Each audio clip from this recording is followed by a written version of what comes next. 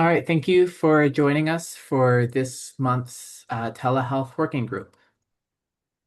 There's a couple developments from the past month to go over today. The first being that the White House just recently published its cyber strategy and how it intends to approach these issues, as well as a big one regarding the new rates that were published for CMS's access model focused on digital health integration, as well as a new document also published by CMS outlining its plans to create a national provider directory. And then, of course, discussion on any items that we did not cover, and then review of upcoming CTeL events and opportunities.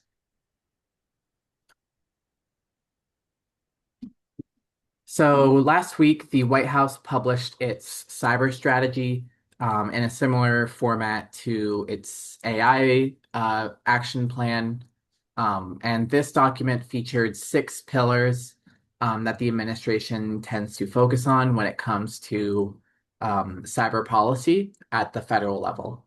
And these pillars are to shape adversary behavior, promote common sense regulation, modernize and secure federal government networks, secure critical infrastructure, sustain superiority in critical and emerging technologies, and build talent and capacity.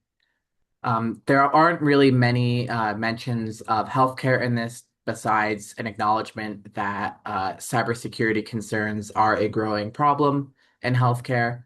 And I felt that this was important to note given the importance of cybersecurity in digital health. But I also did want to note that in the pillars, that there was a focus on AI, and that, again, the administration is signaling its continued intent to promote AI adoption and use, including now from a cybersecurity standpoint as well. Any questions on this?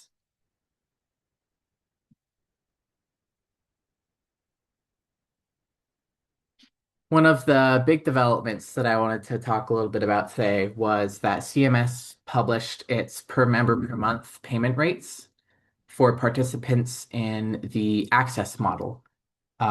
This is something that CTeL has done a webinar on with an expert from Holland and Knight back in December after the agency announced that it would be starting and testing out a new model focused on digital health.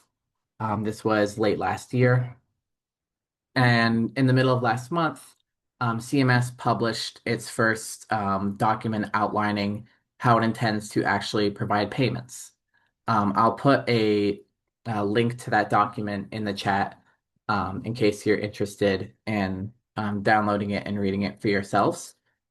But the main numbers that everyone is talking about are these in this table below. As you may recall, this model has four different clinical tracks. The first being early cardio kidney metabolic, the second being cardio kidney metabolic, the third musculoskeletal, and the fourth behavioral health. And so participants in the access model can choose one of these four clinical tracks. And these payment rates were just released, and you can see in this table below. It's interesting to note that the big story here is that these are pretty low and pretty modest compared to what folks were expecting, as well as what the current reimbursement rate for these services are as well. And so, for example, when you look at the average fee-for-service reimbursement for care management services, for example, for RPM or RTM, it's almost $100 a month. And for CCM, we're looking at $66 for the first 20 minutes and almost $51 for the additional 20 minutes. And given, again, that both of these can be billed together, the reimbursements in traditional fee-for-service compared to the access model are pretty modest and may dissuade some from participating in the model. There are also some regulatory concerns surrounding the model's emphasis on referral and coordination, specifically when it comes to potential violations of anti-kickback statute or Stark law. That's another consideration that anyone looking to participate in the access model would need to be aware of and ensure that their participation in the model does not potentially risk any violations or enforcement actions with regards to those laws. And again, I put a link to the full document in the chat if you're interested in reading more. But it looks like from the initial payment data, that payment rates are a little more modest than we were expecting. And that with the application date of April 1st coming up, I think a lot of folks are rethinking their participation in this model. One potential takeaway from this is that there would be more of a focus on lower cost software options rather than, say, remote monitoring devices or more cost intensive hardware devices, and that participants in the access model may want to prioritize different kinds of digital health technologies and tools that they ultimately integrate in their participation in this model. Any questions on the access model rates that were just published?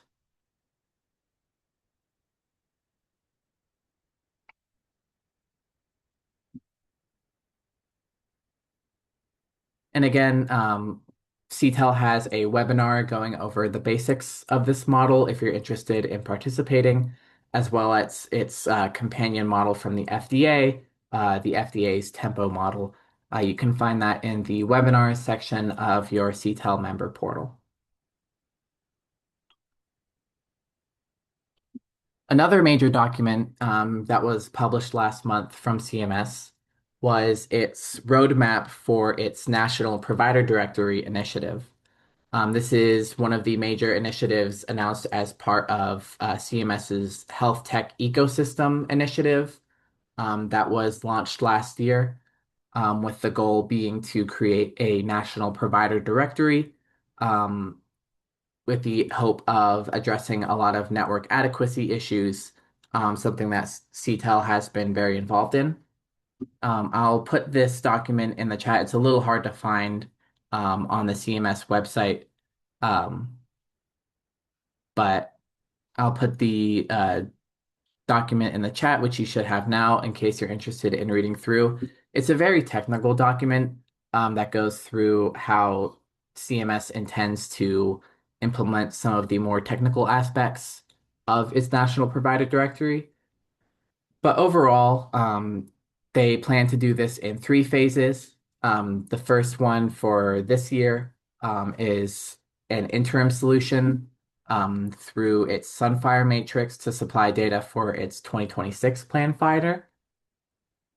And then next year, CMS intends to introduce a dual option solution where plans can host data at publicly accessible URLs using either machine readable JSON files or Fire-based JSON APIs. Again, this is part of the administration's initiative to promote Fire and transition to Fire-based APIs. And then the third phase, planned for a beta launch later this year, is the creation of the National Provider Directory project using these Fire-based APIs. Quote, that will serve as connective tissue between healthcare providers, payers, data networks, and their respective interoperability frameworks. Again, planned for a beta launch later this year. And so this is the first actual technical document and plan for the implementation of this project that we've seen from CMS in a while. And it gives some greater insights into how the agency intends to build and implement its National Provider Directory project. Any questions on this?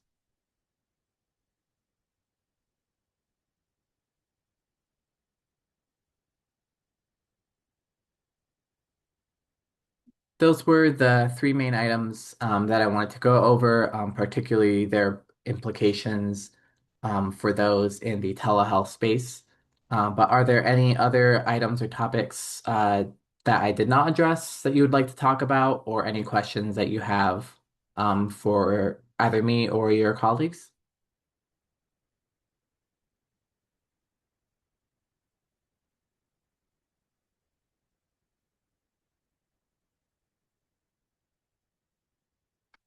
If not, then the only thing left is to highlight that we are hosting our March roundtable on the 25th on the strategy to make DEA telehealth prescribing waivers permanent before the 2026 cliff, where they are up for expiration or renewal again. We are convening this roundtable later this month with an option for CTeL members to join virtually for this discussion on what the current landscape is when it comes to telehealth prescribing of controlled medications, as well as what our strategy is for creating a long-term solution moving forward. We hope to see you there. And with that, that's all that I have for today's telehealth working group meeting. Our AI working group is meeting next week on Wednesday, and then our remote monitoring group the week after that. If you have any questions, feel free to reach out to me via email, or set up a time to meet. I hope you have a great rest of your day. Thanks, Lydia.